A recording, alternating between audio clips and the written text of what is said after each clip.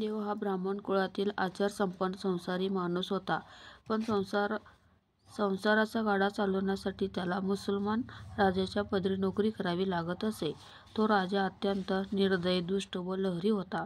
क्षुल्लक कारणांना त्याचा राग अनावर होई. रागाच्या भरात हिंदू नोकरांचा, विशेषतः ब्राह्मणांचा तो छळ करे, त्यांना ठारही मारी. हा अनुभव बऱ्याच ब्राह्मणांनी घेतला होता. सायनदेवालाही मनातून ही भीती वाटत होती. एखाद्या दिवशी हा राजा आपलाही जीव घेईल असं त्याला वाटत असे. तशात तो 2 दिवस कामावर गेला नव्हता. घरी नरसिंह सरस्वती येणार होते म्हणून तो घरीच राहिला होता.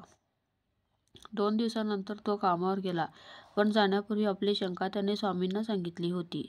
स्वामींनी त्याला धीर दिला व निश्चिंतपणे कामावर जायला सांगितले.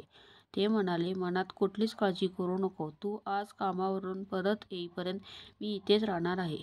सायनदेव कामावर गेला. पण तिथे गेल्यावर त्याच्या वरिष्ठ अधिकाऱ्यांनी 2 दिवसांच्या गैरहजेरीबद्दल त्याला जाब विचारला. त्यानं सर्व सांगितलं.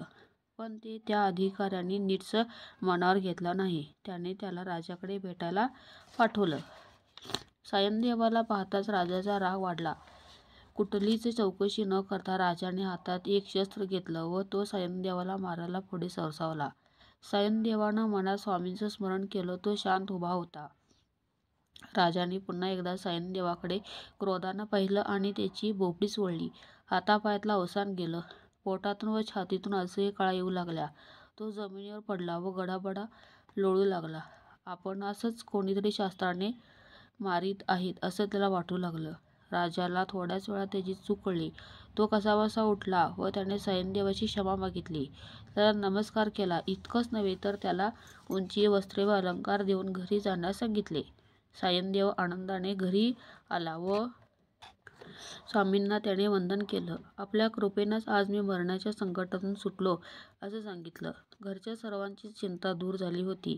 आजवर संसार सुखात गुरफटल्यामुळे सत्संग किंवा परमेश्वराची सेवा करण्याची संधी मिळाली नव्हती. पण आता स्वामींच्या दर्शनानं ती संधी मिळणार होती. त्याने स्वामींना आपला हेतू सांगितला. त्यांच्याबरोबर येण्याची इच्छा व्यक्त केली. पण स्वामींनी त्याला तसं न करण्यास सुचवलं. तू घरी सोडून आलास तर घरची व्यवस्था कोण पाहणार? त्यांची गैरसोय करून ईशसेवा करण्यापेक्षा ती संसार चालवून कशी करावी ते स्वामींनी त्याला नीटपणे पटवून दिलं. सायनदेवाला ते पटलं होतं. त्याने स्वामींची आज्ञा मांडली. नरसिंह सरस्वती सायनदेवाचा निरोप घेऊन आपल्या शिष्यपरिवारासह निघाले. सायनदेव व त्याची पत्नी यांनी ते जाताना त्यांना भक्तिभावाने नमस्कार केला. स्वामी म्हणाले, मी तुझ्यावर प्रसन्न आहे. तुझ्यामुळेच ती पोटदुखी ब्राह्मणाचा भोग संपला. यापुढे तू सुखानं संसार कर. तुला लवकरच सद्गुणी मुलं होतील, वेदाध्ययन करतील, तुझ्या घराण्याचा लौकिक वाढवतील. त्यांना कसलीच चिंता उरणार नाही. यानंतर 15 वर्षांनी तुझी माझी अचानक भेट होईल.